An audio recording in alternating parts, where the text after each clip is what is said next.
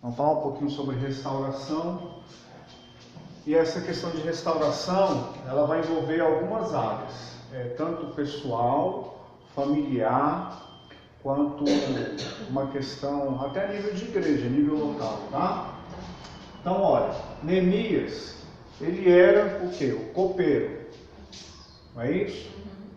Então, a posição de Neemias, eu posso dizer que ele tinha uma posição boa, privilegiada, ele serviu o rei, não é?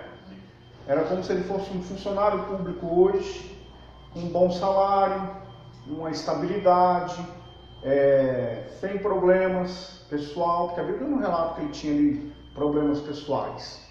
Então Neemias, ele na sua posição, ele ouve falar sobre o seu povo, como é que estavam os judeus, não é isso? E aí ele ouve a história que os judeus não estão bem, eles estão em calamidade, eles estão passando vergonha, eles estão ao ponto de passar fome, a luta é tremenda. Então Neemias, ele sai da sua posição de estabilidade, que ele poderia estar até acomodado, concorda? Então Neemias, ele podia, pela sua posição, estar acomodado. Nessa situação que ele está aqui, ele não estava acomodado, mas ele poderia estar acomodado. Então ele não fica acomodado. O seu coração, ele é um coração sensível. Então assim, ó, a posição não permitiu que o coração de Neemias fosse insensível. Então o coração dele era sensível.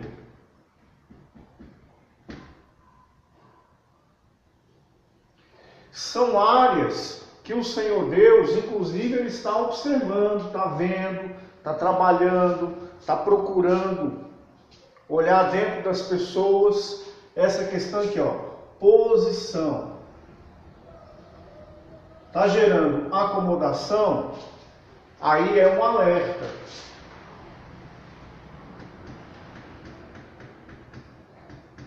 É um alerta. Por quê? Essa situação de ficar acomodado, ela pode invadir outras áreas da vida da pessoa e deixar a pessoa estabilizada, sem cumprir o propósito de Deus. E aí é o grande perigo. A pessoa que uma vez conhece o Senhor, procura o seu chamado, procura o propósito de Deus, ou a pessoa que ainda não conhece isso, ela tem que conhecer isso, ela tem que conhecer o Senhor, tem que conhecer o seu propósito. Porque quando a pessoa conhece o seu propósito de vida, com certeza essa pessoa que conhece o seu propósito de vida, o que ela vai fazer? Ela vai ter uma vida feliz, ou com dificuldade ou sem dificuldade, mas ela vai ter uma vida o quê? Ela vai ter uma vida feliz, porque ela encontrou o propósito do Senhor na sua vida. Por isso a gente vê algumas pessoas felizes em lugares que são complicados. Há pessoas que estão trabalhando no Haiti e estão felizes. Há pessoas que estão trabalhando em lugares carentes da África, estão felizes. Há pessoas que estão trabalhando em lugares áridos, terreno que é complicado, com muita batalha, com muita luta, mas carrega dentro de si uma felicidade porque encontrou o quê? O propósito de Deus. Então Neemias, pela sua posição, ele podia estar acomodado, mas ele não estava. Pelo contrário, olha um ponto positivo que chamou a atenção de Deus. Ele tinha um coração sensível. E esse coração sensível de Neemias era em relação às pessoas.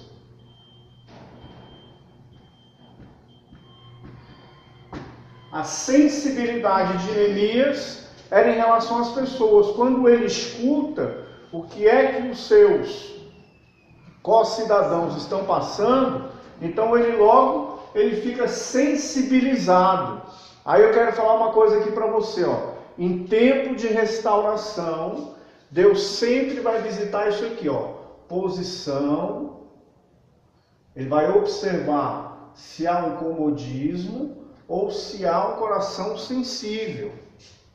Algumas pessoas, inclusive, que vocês porventura vão encontrar na caminhada cristã, elas têm um chamado como Neemias, para entrar num propósito de restauração, mas ao invés de ter um coração sensível, elas estão acomodadas. Nesse comodismo, o Senhor, ele pode trazer um alerta na vida da pessoa. Ele pode trazer um alerta na vida da pessoa, ele pode dar uma balançada naquele comodismo, ele pode dar uma balançada na estabilidade da pessoa, ele pode dar uma balançada na saúde, permitindo algo na vida da pessoa, ele pode fazer com que as coisas na vida daquela pessoa não saiam perfeitamente do jeito que a pessoa planejou. Isso a gente encontra em algumas ocasiões. As pessoas planejam e aí elas acham que a vida vai decorrer de acordo com aquele planejamento que ela fez. E aí muitas vezes o Senhor vai permitir um abalo nessa situação de comodismo, justamente para que essas pessoas voltem a um propósito original. Mas espera aí, a vida da pessoa está boa, está legal, mas a vida de Neemias também estava boa, estava legal a vida de Neemias. Emprego estável, confortável, acesso ao rei, não é? Ele tinha uma vida tranquila. Só que, para muitas pessoas, Deus ele não vai olhar mais só a pessoa, mas ele vai olhar o coletivo. E muitas coisas que o Senhor vai fazer, não é só em prol da pessoa, do Neemias, vai fazer em prol do coletivo. Estão entendendo? O propósito é individual, mas o resultado dele é coletivo. O propósito é individual.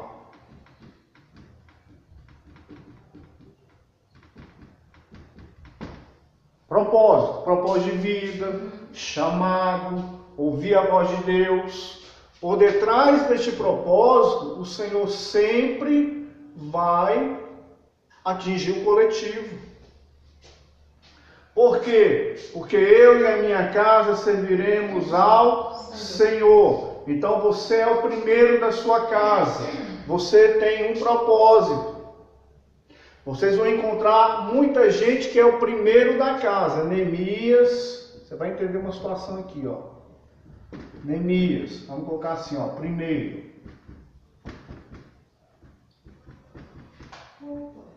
Para vocês terem uma ideia, a semana passada a gente estava falando dentro daquela área, divisão de alma, corpo, espírito. Quando foi agora, o Espírito Santo falou assim para mim, é hora de você falar isso, dar uma pausa naquela outra situação, porque há coisas importantes a serem faladas agora, e há pessoas que precisam, se já escutaram, escutar de novo. Se não escutaram, vão escutar a primeira vez. Estão entendendo? Então o que acontece? Por que essa situação? Porque aqui há uma palavra revelada, uma palavra profética e há uma palavra de posição.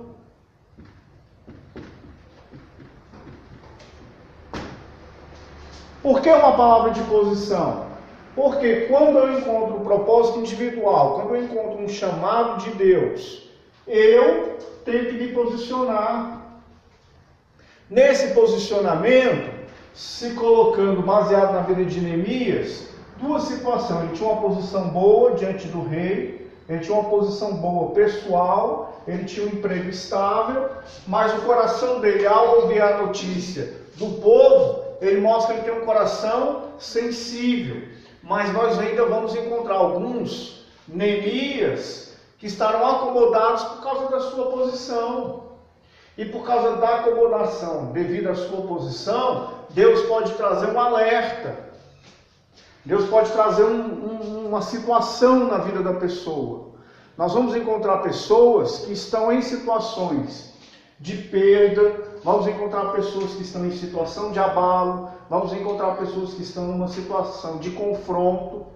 E muitas vezes há pessoas que vão procurar um pecado com aquela lupa ali. Ele deve estar em prostituição, deve estar debaixo de feitiço, deve estar debaixo de macumba, deve estar debaixo de olho gordo, ele deve estar debaixo de maldição. Muitas vezes é um alerta de Deus, e o pecado muitas vezes é isso aqui, ó, acomodado. Porque esse pecado de acomodação, comodismo, ele é chamado na Bíblia de negligência. E é um pecado muito sutil. É um pecado muito silencioso. Mas é letal. É mortal. Está entendendo? Então, Deus ele pode trazer um alerta. Então, vocês muitas vezes em uma visita de campo, uma visita no lar, uma visita para uma pessoa, uma visita no hospital, uma visita para um enfermo, muitas vezes o Espírito Santo pode revelar isso aqui, ó. Alerta. Eu tenho um propósito individual, mas por detrás do propósito individual eu tenho o coletivo. Então, por exemplo, eu hoje ministro uma pregação. Aí a pregação, vamos dizer que atinge algumas pessoas. O propósito de Deus não é só na minha vida, Ele está olhando o coletivo, aqueles a quem eu vou atingir, aqueles a quem eu vou alcançar, aqueles a quem eu vou repassar aquilo que o Senhor está me passando. A mesma coisa vocês, e a mesma coisa algumas pessoas que vocês vão encontrar na caminhada. E aqui há uma palavra específica, de certa forma profética, porque Neemias ele foi o primeiro, ok? E Neemias, por ele ser o primeiro, você vai entender que ele vai à frente em algumas situações. Aqui mesmo há pessoas que possivelmente Deus colocou como Neemias, que está indo à frente da sua família, está indo à frente na sua casa, está indo à frente no seu trabalho, está indo à frente em algum lugar. E por você estar nessa situação, você muitas vezes vai se sentir só, você vai ver o que as outras pessoas não estão vendo, você vai escutar o que os outros não estão escutando, você vai abrir caminho, que ainda os caminhos estão fechados, você vai abrir estrada, você vai abrir o caminho do Senhor, porque você é como Neemias, você é o primeiro. E o primeiro, ele é um desbravador, ele vai abrir o caminho do Senhor, ele vai abrir estrada, e quando você vai abrir estrada, você vai ver coisa que ninguém vê, você vai ouvir coisa que ninguém ouve. Isso aqui muitas vezes vai beirar a solidão, mas o Senhor está contigo, mas aquela solidão física, peraí, eu estou vendo coisas que os outros não estão vendo, eu preciso de algum...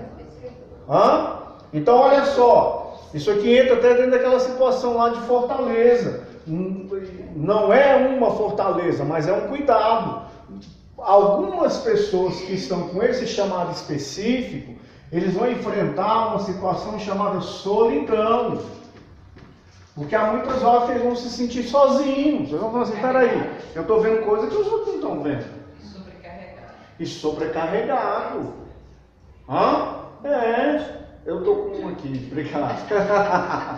Então o que acontece? Neemias, o que chamou a atenção de Deus? Coração sensível. Irmãos, coração sensível, ele vai sentir dor também.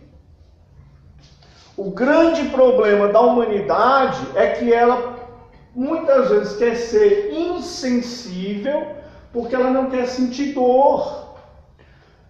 O grande problema da humanidade é ela está evitando relacionamento porque vai sentir dor. Está entendendo? O Senhor me deu uma ministração principalmente para casais e solteiros. Aí eu pego um texto do C.S. Lewis, que ele traz uma situação muito bem escrito. Ele traz uma situação de que o ser humano, o final do escrito dele dessa parte, é que ele ama. E por ele amar, ele sente dor. Se ele não ama e não sente dor, o que está reservado a esse ser humano é o inferno. Porque há pessoas hoje que não querem casar, há pessoas hoje que não querem namorar, há pessoas hoje que não querem contato com o ser humano, um máximo um cachorrinho, ou um gatinho de 4 patas. Isso. Não é? Não dá trabalho e tal, aquela coisa toda. Mas por quê? O ser humano está fugindo disso aqui, ó, dor. Relacionamento, de certa forma, também traz dor. Ou não? Traz dor. É ou não é? Então, coração sensível. E muitas vezes, para Deus manter esse coração sensível, Ele também vai trazer algumas situações. Muitas vezes você vai passar por situações que você vai falar assim, meu Deus, eu estou vendo umas situações que não são fáceis, mas é porque Ele está mantendo o seu coração o quê? Sensível. Ok? Até aí? Ele está mantendo o seu coração sensível. Então Deus, isso aqui chamou a atenção de Deus. Neemias tem um coração sensível. Isso aqui continua chamando a atenção de Deus. Tem um coração sensível. Esse coração sensível, ele é passivo de dor. Isso aí vai acontecer muitas vezes. Como Neemias ouviu como é que estavam os seus concidadãos, os seus patriotas lá. Então ele ouviu da situação. A situação não era boa.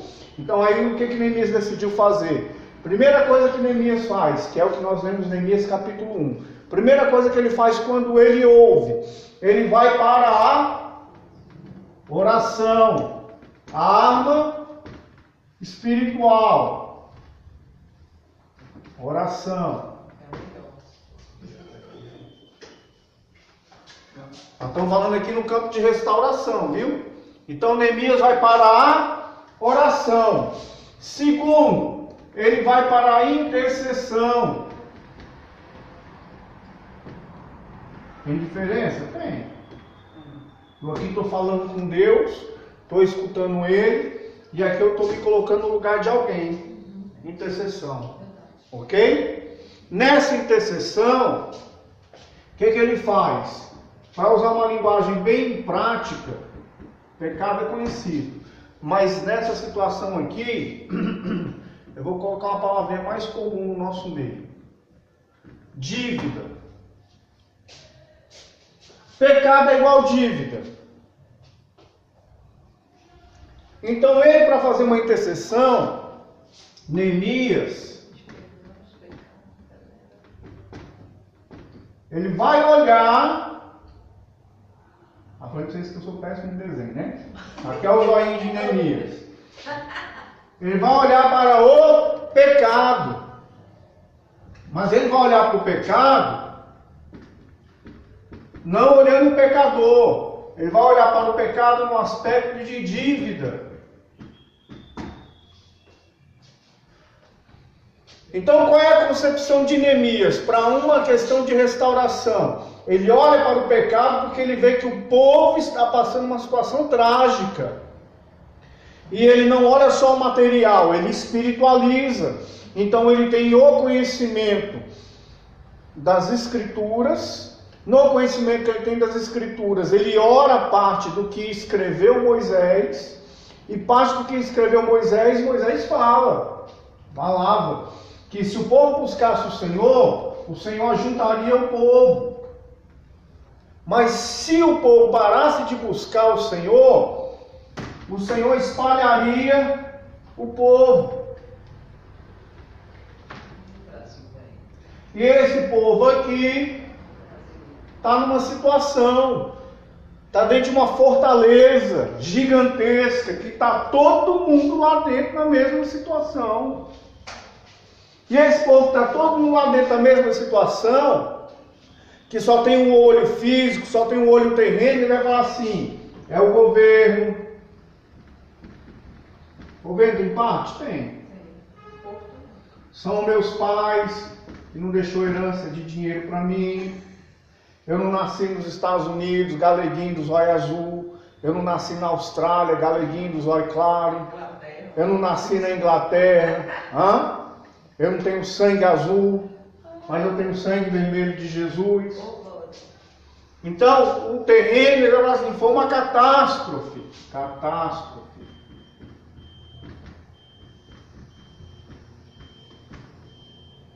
Aqui muitas vezes o povo está aqui dentro e está olhando isso aqui. É o pastor da igreja, é a igreja, é meu líder, é o ladrão, e aí vai. Tem parte? Tem. Só que Neemias, ele vai olhar o espiritual. Ele vai dizer, para mim resolver essa situação aqui, eu vou entrar diante daquele que resolve. E diante daquele que resolve, eu vou usar armas espirituais. Então ele começa a usar o quê? Armas espirituais. As armas que ele usa quais são? Oração e intercessão. E ele se humilha. Oh, glória. Desse jeito aí. Ai, Jesus. Abre parênteses aqui, ó. Tem um povo que não fala que Deus está errado. Mas quem reclama, indiretamente está dizendo assim, o Senhor está errando e eu estou certo. Quem murmura, está dizendo indiretamente assim, o Senhor está errando e eu estou certo, o Senhor não corrige as coisas na minha vida porque o Senhor está errando e eu estou certo. Quem se humilha, ele está dizendo assim, Deus está sempre certo. Deus tem sempre a razão. Deus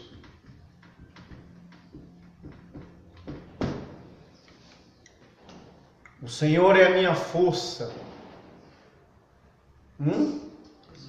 Durante os discipulados, eu trato muito isso aqui, ó. Força. Porque esse discipulado vem para mostrar coisas que estão escondidas. Por exemplo, tem gente que caminha na força da ansiedade. O dia que essa pessoa amanhece sem ansiedade, parece que está faltando um pedaço de roupa. A pessoa fica assim, ó. Será que está tudo bem? Será que aconteceu alguma coisa comigo hoje? Já fica... Por quê? Aí você vai consultar? Você vai fazer um mapeamento, a pessoa fala, porque eu não estou ansiosa, eu estou sentindo falta de alguma coisa. Ansiedade é como se fosse o sexto dedo. A pessoa acostumou tanto, eu estou só dando um exemplo, tá? A pessoa acostumou tanto com o sexto dedo, que o dia que o Senhor remove o sexto dedo, ela quer ir lá buscar de novo. Porque não consegue mais viver sem ansiedade. Entendeu? Está entendendo? E essa ansiedade, ela é uma força que atua na alma do ser humano. Preocupação é outra força que atua na alma do ser humano. Tá, Senhor? Está entendendo? Ó, ansiedade é uma força que atua. Preocupação é uma força que atua. Quando eu falei de murmuração, crítica, tudo isso aqui são forças que atuam na alma do ser humano. Você quer ver um exemplo? Você amanhece, o seu dia está legal.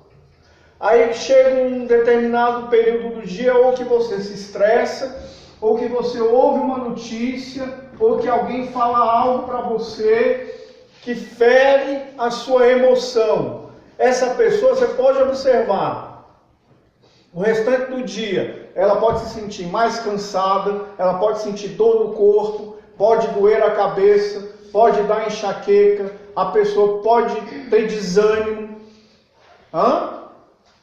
Uma vez eu fui no sepultamento sem saber de quem era, mas eu fui a pedido de um outro pastor, e eu fui lá. Meu irmão, eu fiquei 50 minutos no sepultamento. Quando eu saí de lá, parecia que eu tinha ido numa guerra no Afeganistão e voltado. Porque o ambiente, vai chegar em lugares que você vai entrar, que o ambiente, ele é terrível. Você entra, isso aqui não tem nada de superstição. Estou falando do espiritual e de batalhas. Você entra em ambientes em que você sai deles e que você sai com 4 sacos de cimento nas costas. É ou não é? É desse jeito. Não é? Vou falar. O senhor está falando que isso aí são forças